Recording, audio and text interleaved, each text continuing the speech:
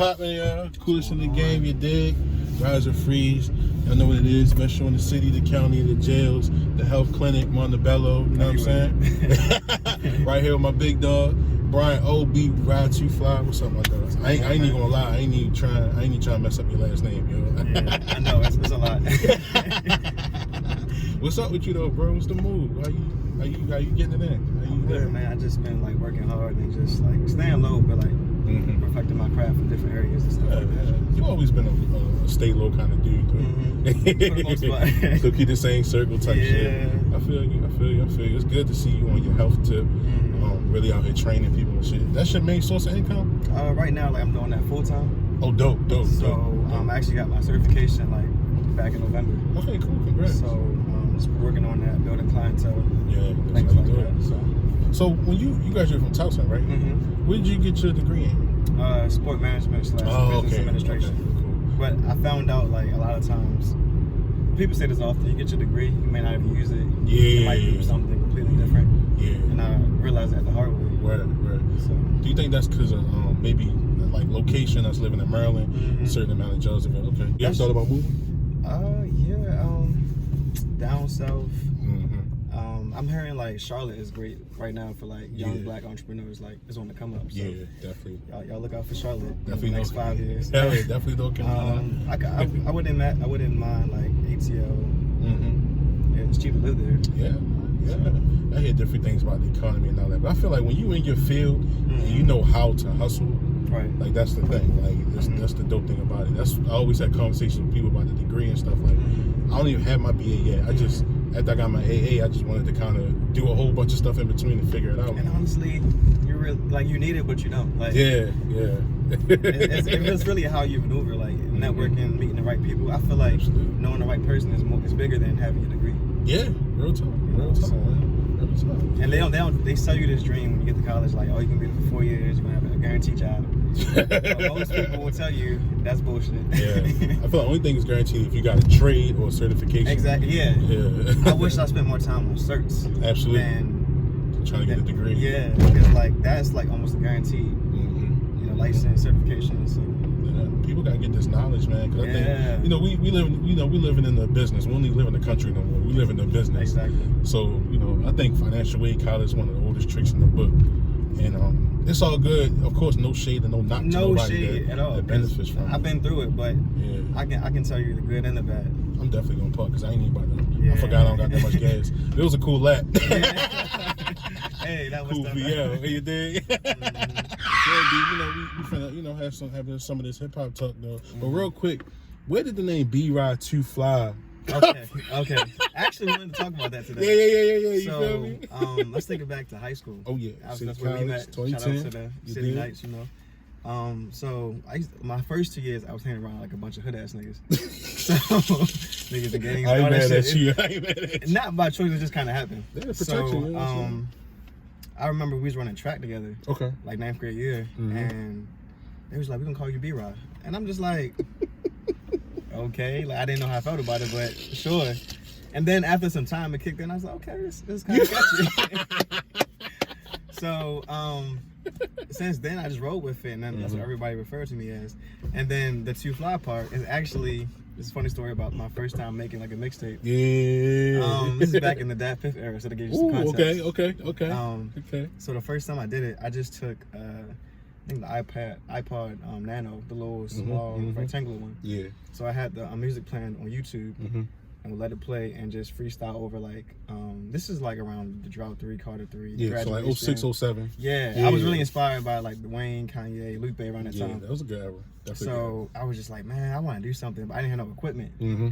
So I just literally recorded it. Like looking back, it sounds really shitty. I'm not afraid to admit that, but I've come a long way, and I actually appreciated people that know how to like rap, freestyle, write. Like that actually made me want to be perfect my craft. Absolutely, definitely.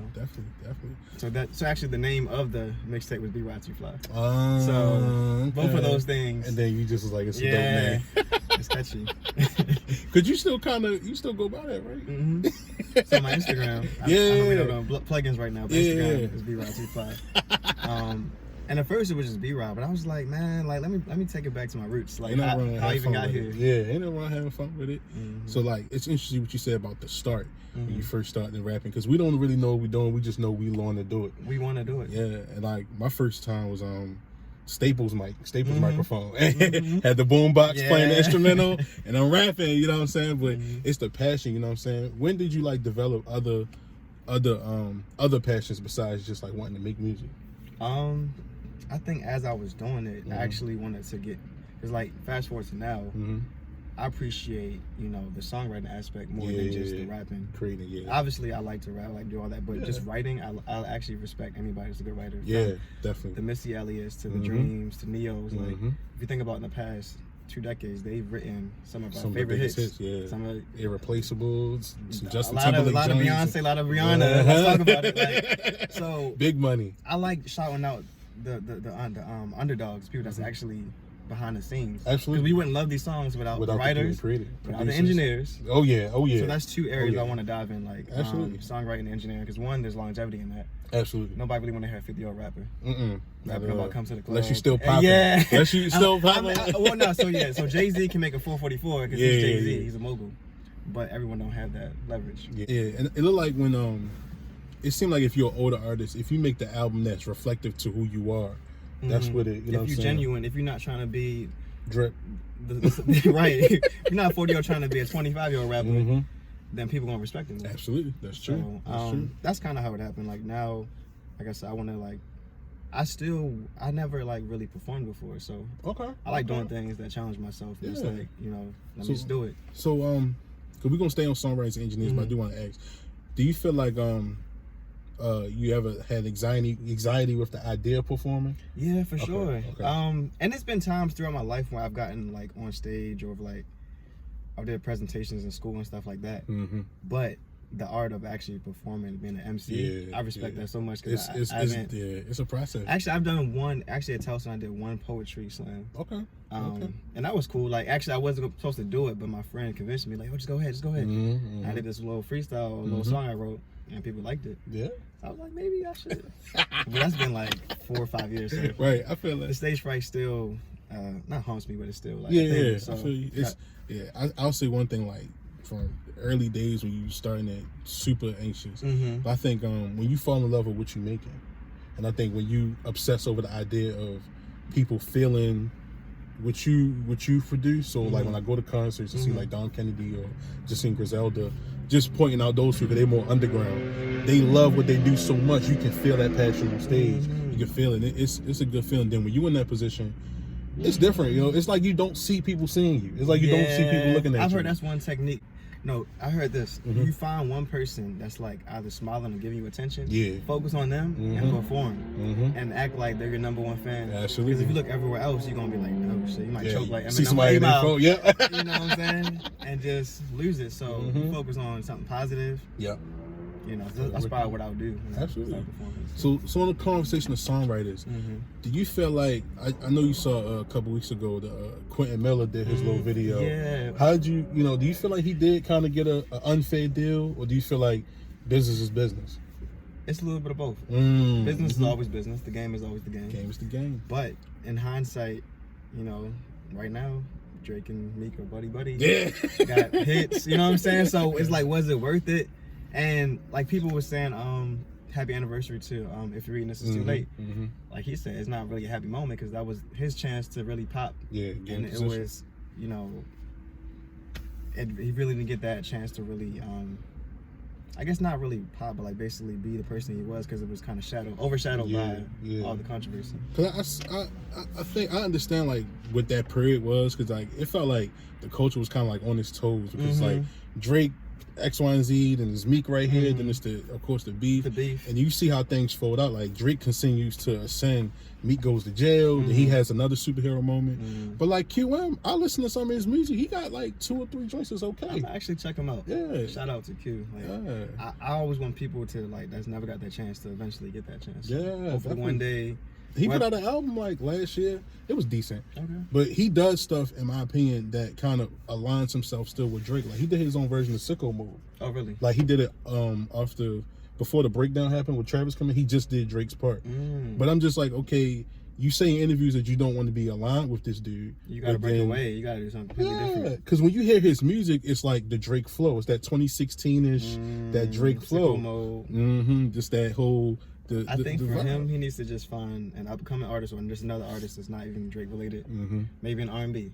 Yeah, and take that pathway. Yeah, because he says like he in there with Rihanna, he in there doing the writing, but as far as the public credit, is different. And I'm like, man, sometimes we gotta let that dream go. Unfortunately, he did something with Dom Kennedy and $500,000. He gets the looks. He gets the looks. It's just that maybe you're not the guy to hold the flag that you want to hold. You know what I mean? Sometimes I wonder what's more important, getting the experience or getting the credit. It's like the experience, you can't trade that, but the credit is cemented. Yeah, it plays a role. You can't be like, oh, no, I'm in the credits for the Grammys or for the album. You can't even deny that. It's there. Yeah, so hopefully, like, if my career blossoms, well, when it blossoms. Yeah, when. Make sure you say when. When, you're right. You know, I'm not in a situation where I got to, like, I mean, it's politics everywhere, so I got to battle. It is what it is. Yeah, I dig that. So, all right, I know from high school to maybe last year, you was big on Ye. So, all the MAGA stuff, that is what it is. Yeah, now, how do you feel like his production or the way he approaches music, how does it feel? Because it's very minimalist. And I feel like the best thing to come from his new approach to how he makes music is Push's album. Yeah, I think that album, Daytona, was flawless from start to finish. Absolutely. Now when it comes to his recent stuff, he'll take like a different approach. Because I realized after like Dark Twisted Fantasy, Watch the Throne, it hasn't been super, I guess it's the word maximalist, or what's the word? The opposite of, that was his approach then. Yeah. But even down to like, it's crazy, it's all parallel to even like his fashion, like minimal. Yeah. And even on Yeezus, the beats were just like quiet. Yeah. But like, but him screaming over it. So, I guess he's actually like an artist that really does what's resonating with his life currently. That's something we've seen since College Dropout. Absolutely. From the subject matter to the lyrics to everything. So literally what's going on even now, he's reborn Christian. So like he's making music for that. So people always want the oh yeah, the oh this, but that's never gonna happen because he's gonna do what he's a pure artist. You know what's happening now. And I respect that because honestly, it's one thing where like you're gonna have artists when they have a great album. But if you think about it, if they kept doing the same thing, would you like it? You would. If 50 made Get Rich or Die Trying 5 times, you'd be tired of it. Yeah, after the second time, it's like, so it's like, I understand, I miss the old disc, but like Jay said, you want the OJ by the old album. But what I like, I think what I do like about Kanye and I always appreciate is that every like album cycle, he kind of gives birth to a new sound. Exactly. And to a new generation. Like, we can really like make a tree out of the people he's birthed, whether it's Cudi, whether it's Travis Scott, whether even Drake will even credit him. Yeah, Drake, 808s. Like, that's Drake right there. And think about the plethora of rappers that came under 808s. Yeah, man. Like that trap, R&B, melodic. Bryson Tiller. To this day, the Gunners. Yeah, man. that's a part of 808. So like, even him, when he did, Jay-Z Blueprint, that brought back like the soul sounds of hip hop. And everybody was using soul sounds. Yeah, like. And I think I credit Lupe for coming under his tree as well. Like definitely, like actually, 2 of my favorite albums. I'm not gonna put like in the top whatever, but from Lupe. I mean, in general, come from Lupe. The Cool, Food and Liquor, classic. Food and Liquor, like perfect. Like perfect. I never was huge on Lupe really. I think like last year I got into his first album. I've been to The Cool because I had a homeboy that was a Lupe fan. Oh yeah, but that era was different. Different. So still keeping it, songwriting, engineer, keeping the energy. So have you been in studio situations to where like you've just played a role in the studio and help curate for artists? Not yet. But the infamous question, what's your dream job? Yeah. So name your favorite R&B artist off the top. R&B artist off the top, I'm just saying one of Michelle A. Just because. Okay. So my dream job is to write for my favorite R&B artists and even some of yours. Right now, who's my radar? I would love to work with Ari Lennox. Okay. Yeah, man. You know what I'm saying? Like, or even Dreamville in general. I would love to be in a session. You know how they have the little Dreamville session? Yeah, you saw how they did the documentary. Yeah. Like, that was dope. I think that's the first time somebody ever did that. Like, and I also wanted them to win a Grammy because imagine for that one album, how many artists would get their first Grammy? Yeah. But you know, shit happens. But yeah, so like, usual. I would love to be in that situation at some point, but I haven't been yet. Yeah. So. Yeah.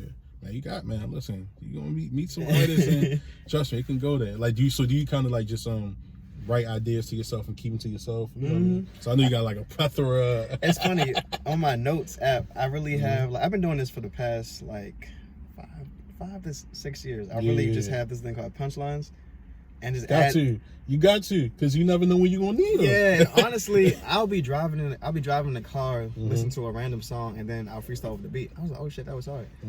Or just even thinking about a situation with in social media or anything happening in the media. Yeah, you come up with a line or something. It's a Fab meme.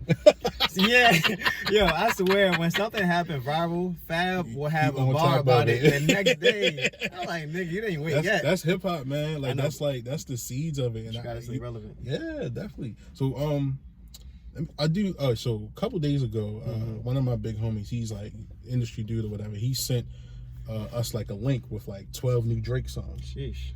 And it's coming out, or they leaked? I don't know. They might be, some of them were demo, some of them sound unfinished. Like none of them sound totally finished. Gotcha. But man, like I'm hearing it, and it's a lot of the songs are singing and stuff. R&B Drake. Yeah, but he got like two. I got like the full Chicago freestyle, the full Once to Say before it came out. Gotcha. So I got the full joint of those. But I'm just hearing the sound, and I'm just like, okay, it's quality, it's high quality, at least where he's going for. But I'm like, you know, where does he go from here? Like, where does he go as far as pushing the needle? That's the conversation I like to have, because you know, I'm a big Drake fan. Absolutely, since man. day Aubrey, one. what's popping? But I feel like Drake has a formula that's worked so far to the point where he doesn't even need to like push things, because like a song like a song like God's Plan, right? Yeah. Simple song, but it was a big song because it's catchy, relatable. But if you think about it musically, it's not like innovative, but it's just good enough. And that's kind of been Drake's career. Like he's not really gonna push boundaries like maybe like a Kanye would, but he's gonna like, he's a hit maker. He's mastered that. So to answer your question, I don't really. Well, then again, no. This is something Drake's been known for the past 5 years, or the past few albums. He'll adopt the sound, and just do from it the country and better. a different accent, something like that. So that's probably what he's gonna keep doing. Somebody say he might do the Baltimore accent. He if he says dummy, I'm gonna lose it. Because he had the Lamar Jackson joint. I'm like, listen. If we would have won the Super Bowl, he would have said, "Hey, dummy." I feel like I feel like even you remember Find Your Love, right? I feel like that was sort of Caribbean based as well. Not even just the video, but it just had the small elements of it. But I know like when he got on in like the super Caribbean sound, and people were saying that, you know, around like Views. Yeah, like Views, especially because One Dance was like one of the biggest songs of his career. That album had One Dance and had the Controller. That song. And Too Good to You. Too, yeah. That was all the same, and they all ran the radio. And even with Take Care, like him, the way he said he met Weeknd, and like they was like an underground sound, and he just kind of capitalized on it and just added his fixtures to it. And I think it may bring some flaw or some like discredit to his ability to be quote unquote 100% original, but man, he doing great business. And it's like, you know, it's like you can't really be mad, but I get it on the artist side. Is like, we want somebody that's pushing the needle. We want like an Old Town Road energy where it's like energy you can't duplicate. Yeah. And to my point earlier, it's like if Drake made the same Take Care 5 times, he wouldn't be here. He wouldn't be as big as he is now. So he kind of almost has to, even though we can say he's vulturing or whatever people say. Like, I can't co-sign the vulturing, because he's, you know what it is that he does, because a culture vulture is somebody that, like, if I take your sound and don't acknowledge you. True, he did say that. Did you watch the what interview? Rat Radar? Yeah, he says he actually does his homework. And he talks to the people. They co-sign him, so it's like not like he just grabbing it and run with it. He'll actually acknowledge them. So I respect that. Yeah, and it's dope. You know what I mean? I just think a lot of times things get blurred because of this internet era, because people don't do their homework. And when you have the conversation, you can tell who doesn't do their homework. Yeah, people want to say the first thing firt. Yeah, and it's like, bro, like, because his formula, Jay-Z's like infamous for that. like I got the keys, like, come on, man. Yeah, like, that's true. Or even him just hopping on the Hot Boy song in the 90s, like him just doing things to not only boost his business, but to open the market up. Because if it wasn't for Drake doing particular things, we don't know what sound we be stuck in. That's true. You know what I'm saying? For the last decade, Drake has pivoted the industry wonderfully. Like, you know what I'm saying? So I'm curious to see. Obviously, you know, everyone's run has to come to an end. So I'm curious to see within these 2030. Yeah. Who's gonna take the torch? Yeah. Do you got an idea who you think might take the torch? With that being said, obviously, so we're gonna put the era of the 2010 to 2020. That's like the Drake, Kendrick, J. Cole. Yeah. Like they ran that. So eventually, I throw Thug in there too. Thug, Travis, some people. Because the only reason I say Thug, because he was one of the most influential. For sure. Yeah, you did. Like his seeds is like everywhere in the radio to this day. So you gotta shout out Thug. I'm trying to think who's like new now. I don't know if he's gonna take over, but I like what YB and Corday's doing. Yeah, a lot of people do. I'm not a huge fan of him, but I know he has potential. Okay. As far as taking over, it really comes. It's not just about who's nice with rapping. It's about star power. It's about your whole everybody don't have star power. Yeah. So I really don't know who has that right now. Yeah. What do you think? Honestly, I think these females carrying this torch. True. Like, this is the first time in my life where female rappers are more relevant than the dude rappers, to where I'm like purposely turning on Cardi, I'm purposely turning on Cash Doll or Rhapsody. Oh my God, I love Rhapsody. Oh yeah, I love you know what I'm saying? Yeah. So it's beautiful, man, and it sometimes it make me cry because the stigma of being only one female in the game. I used to hate that. It's like, and then she's not even nice, right? And sometimes it's like except Lil Kim. I love you, Lil Kim, forever. The queen. It's like it's always one, and we don't do this with men rappers and men artists. It's always that one rapper that looks the best. You know, sex sells. Yep, sex sells. Put it out there. But they're not the best. They don't have the best lyrics. They're not the best flows or whatever. But they just have the whole package. Yep. But it's cool now that we have different types of women rappers and artists that's like shining. Yeah. And my biggest thing is they all can coexist. All can coexist. All can coexist. And I think even back then in the Lil Kim era, Foxy Brown era, from like Little Kim to like before Nicki, none of those top ladies that was at the game wrote their rhymes. Foxy didn't write all her stuff. Nas and Jay used to write for her. You know, Biggie wrote for Kim. What about Eve? Rough Rider? No, Eve wrote her own stuff. I forgot. I'm sorry. I forget about Eve. Shout out to Eve. And you know, Rick Ross used to write for Trina. So, you know what I'm saying? That makes a lot of sense. So, you know what I'm saying? It don't take nothing away from that artistry, because the game is the game. But like you said, they're selling the idea and they're selling sex more than actually selling the music. But now we're getting music.